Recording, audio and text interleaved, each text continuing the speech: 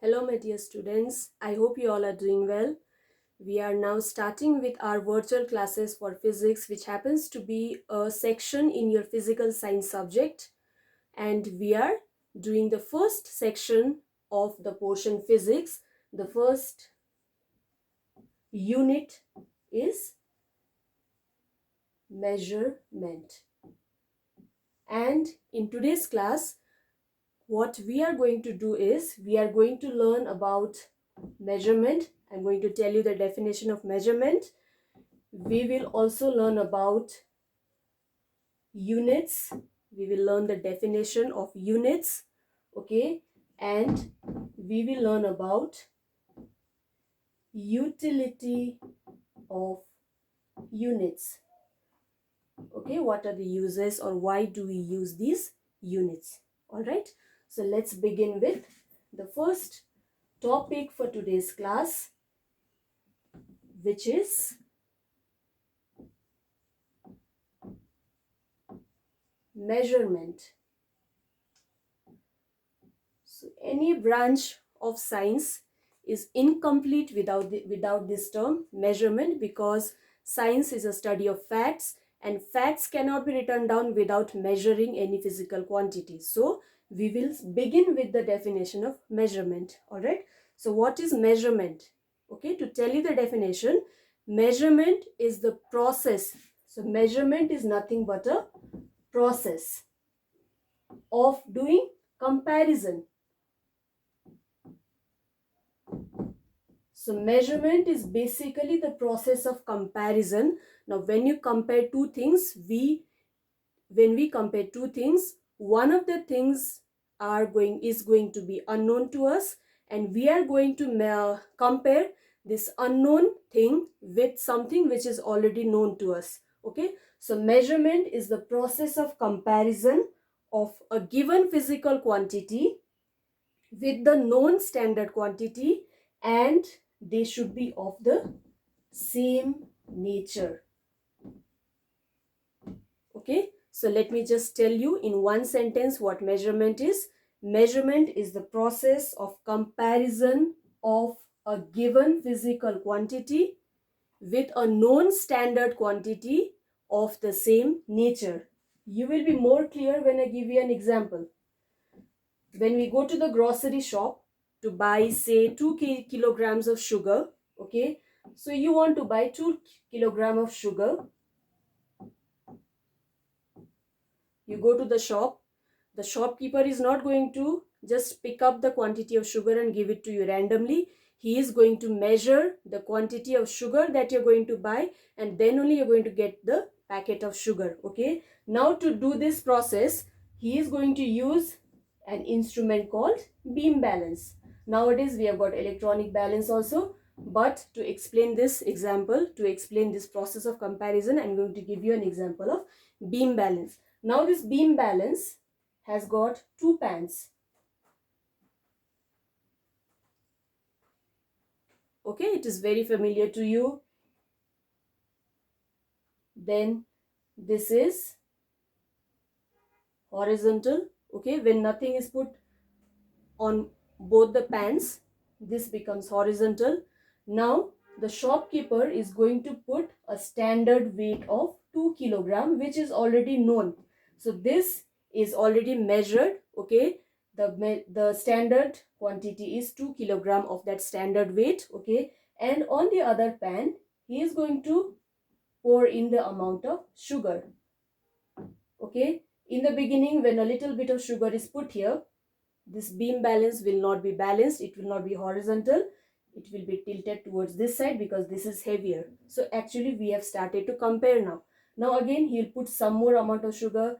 This will go a little up. Again on adding some more sugar. After some time, eventually this amount, this quantity will be exactly equal to the standard quantity of 2 kilogram, and then the beam balance is going to get horizontal. That means we have already compared this physical quantity, that is 2 kilogram of sugar, with a known physical quantity, that is the standard weight. Okay, and by knowing that these two are equal, then we have measured the quantity of sugar and we take the sugar home. So this is what measurement actually means. Okay, so measurement, I'll repeat, it is the process of comparison of a given physical quantity. In my case, it was sugar, with the known standard quantity, that was the standard weight in our example, of the same nature. So since we are going to buy some mass of sugar, we are going to compare this mass of sugar with the known standard mass. So these two are of the same quantity. That is the meaning of measurement. Now, when you, again sticking to the same example, you go to the shop, you say that you need 2 kilograms of sugar. Okay, we are not going to say I want 2 sugars, we won't say I want 5 sugars, isn't it? We are going to say how much quantity of sugar we need by putting a proper unit with the physical quantity. Okay, so this standard thing which we put after the numerical value, this is only known as unit. So next we will learn what unit is. We learned what measurement is. It is process of comparison. Okay, now to express a physical quantity completely, we need to express it in terms of a standard quantity. That standard quantity is called unit. Okay, so let me tell you the definition of unit. Unit is the quantity of a constant magnitude. The magnitude of unit does not change, okay, which is used to measure the magnitudes of other quantities of the same nature. So if you use kilogram or meter, all these are standard units. Okay, now these values do not change. 1 kilogram's value never changes. Now we just use this standard quantity to measure other physical quantities of the same nature as well. So unit is the quantity of a constant fixed magnitude which is used to measure the magnitudes of other quantities of the same nature. That is the meaning of unit. Now, any physical quantity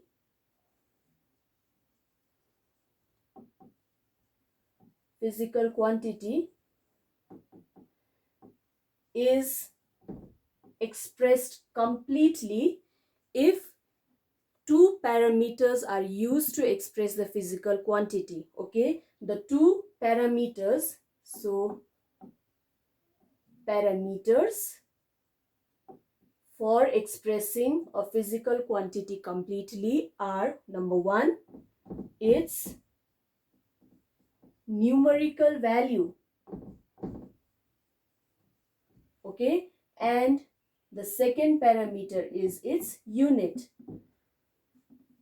So I will just make it clear for you.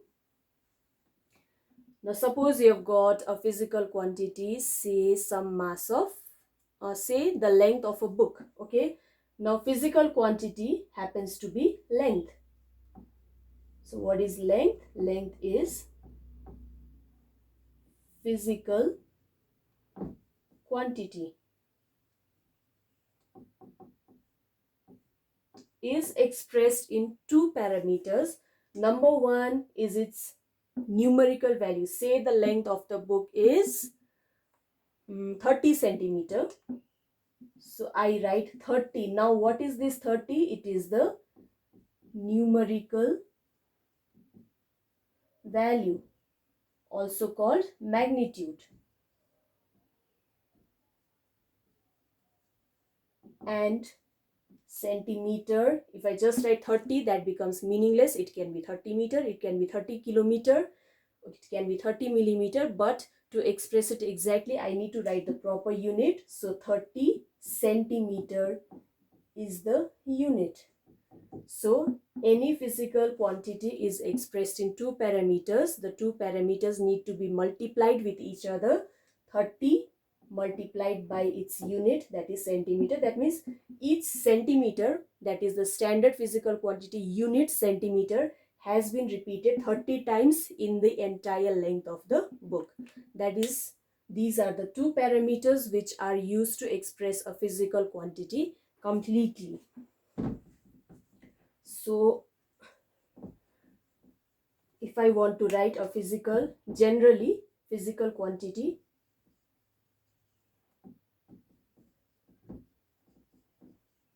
in general, a physical quantity is written by multiplying its numerical value by the unit. Alright, so physical quantity is the product of its numerical value and its unit, which has already been clear to you by the example which I just cited. Length, the physical quantity of the book, length of the book is equal to 30 centimeter. Here 30 happens to be the numerical value and centimeter happens to be the unit. Okay, so if the length of a piece of cloth is 10 meter, it means that, suppose the length of a cloth is 10 meter, it means that the length is measured in the unit meter. Okay, the unit here is meter, and this unit meter is contained 10 times in the length of the given piece of cloth. Okay, so this is the most important utility of unit. It gives you an idea about the size of the physical quantity that we are actually measuring. Or if the mass of a given quantity of sugar is 5 kilogram, it means that mass is measured in the unit kilogram, and this unit kilogram is contained 5 times in the physical quantity, that is the given quantity of sugar. Okay, so this is how you have to use units while you are taking any measurement. Now, when we are choosing a unit for a physical quantity, what are the various factors that we have to keep in mind while we are choosing a unit to measure a physical quantity? Okay, now the unit chosen to measure a physical quantity should have the following properties.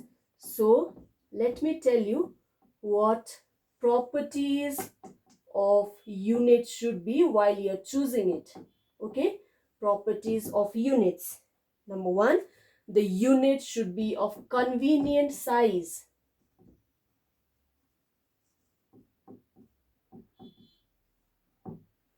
We are measuring the size of a bacteria. We are not going to use kilometer for the unit, right? So while you're choosing the unit, you should keep in mind what physical quantity you're measuring, and the size of the unit should be appropriate with respect to the physical quantity that you're measuring.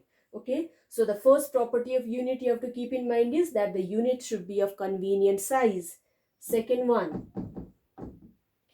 the unit, it should be possible to define the unit without any ambiguity. You're choosing the unit centimeter, you should know how much centimeter means, how much 1 centimeter is. There should not be any doubt while you're choosing the unit. Okay, the unit should be reproducible. You should be knowing the multiples and the submultiples of unit when you're choosing the unit.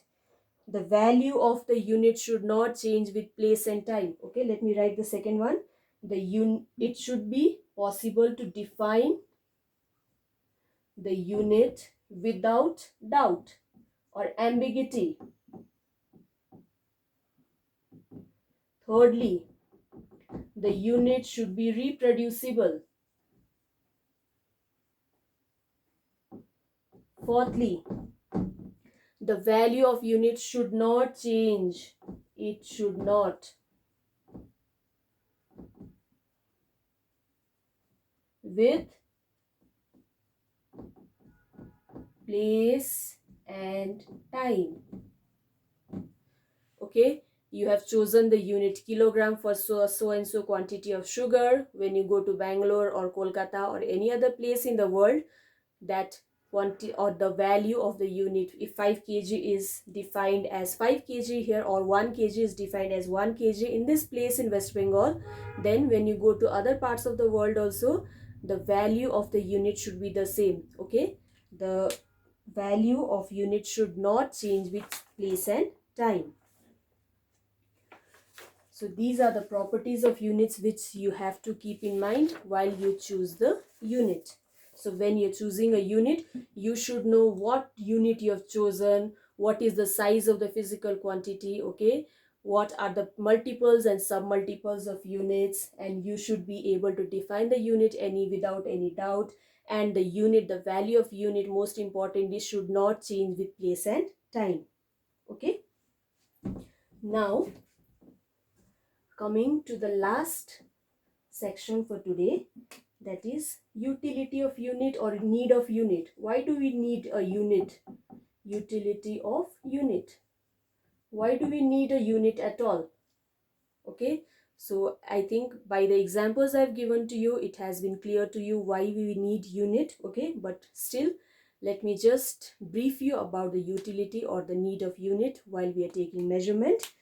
Physics, like any other branch in science, it requires experimental studies which involve measurement. Okay, without measurement, any branch of science is futile, useless. So we need to take measurement. Now, for the measurement of a physical quantity, we consider a constant quantity of the same nature, that is called unit.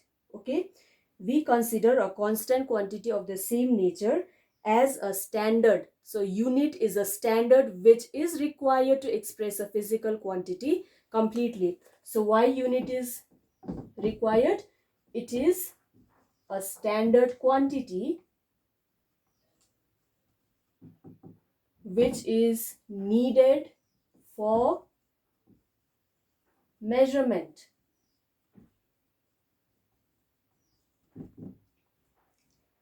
Okay, so we have to compare the given quantity, the unknown quantity which we need to find the value of or for which we need to take the measurement, and we have to compare it with the standard quantity that is only called unit, and we find the number which expresses how many times the standard quantity is contained in the given physical quantity. So how many times the unit, okay, how many kilograms are contained in my quantity of sugar. It may be 5 times the unit kilogram, it may be 2 times the unit of kilogram. So we need unit to express a physical quantity completely while we are taking measurement, and measurement is a very important aspect in any branch of science. Without measurement, science is futile or useless, and measurement is useless without the knowledge of unit. Okay, that is the need of unit while we are taking measurement. So let me just give you a brief revision of what we have done. Firstly, in our class, we have done measurement. Okay, we did measurement, and while we were learning measurement, we learned that it is a process. So what is measurement? It is not a thing. Okay, it is a process. We have to do it with our hands of comparison. So measurement is a process of comparison of a given physical quantity with a known standard quantity of the same nature. Okay, we also learned about units. Okay, or unit. The definition of unit was: unit is the quantity of a constant magnitude which is used to measure the magnitudes of other quantities of the same nature. We learned about unit. It is a quantity of constant magnitude which is used to measure other quantities of the same nature. Okay, and we learned the two parameters. We learned two parameters to express a physical quantity completely. The two parameters were the numerical value or the magnitude and the unit. We have to multiply the magnitude with the unit to express a physical quantity completely. Okay, and I also gave you an example of how we use unit, okay, and we tell that this unit is contained 5 times or 10 times in this physical quantity that we are measuring. And I also told you how to choose a unit. So after measurement, unit, the parameters, we learned properties of units. There were 4 properties that I had told you. The first one was the unit must be of convenient size, okay. And secondly, I told you should be able to define the unit without any ambiguity or doubt. Thirdly, I told you the unit must be reproducible. Fourthly, I told you that the value of unit should not change with place and time. If the value of 1 kilogram is this much in this place at this time, then after a span of 100 years also, in another place also, the value of 1 kilogram will remain as such as it is today, okay. And I also told you about the utility or need of units. Unit is required to express a physical quantity completely, or unit is required to do comparison between two physical quantities. One is unknown, one is known, okay. That is only called comparison. That is only called measurement. And measurement is important in every field of science. Without measurement, your branch of any branch of science becomes useless, okay. So these are the things that we have done in this class, and we will continue with the same chapter with other topics in the next classes. I would like to thank you all for paying attention, and I would like to wish you all the best.